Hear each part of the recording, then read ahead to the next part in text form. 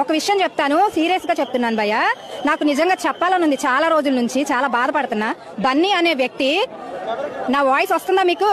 బన్నీ అనే వ్యక్తి గంగోత్రి టైంలో నేను చిన్నదాన్ని.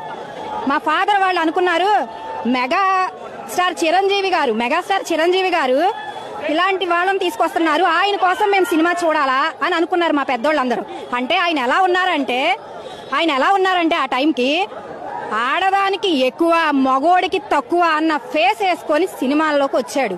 ఆయన ఎందుకు చూసామో తెలుసా? మేమందరం ఆయన్ని తప్పుగా అనాలనో ఆయన కించపరచాలనో కాదు, కేవలం మెగా కాంపౌండ్ లో మెగాస్టార్ చిరంజీవి గారి అల్లుడు.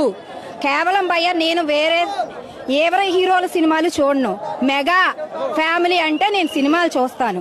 అందులో అల్లు అర్జున్ గారు ఉండబట్టే ఆనాడు గంగోత్రి టైంలో ఆయన్ని హీరోగా మేము ఆహ్వానించాము.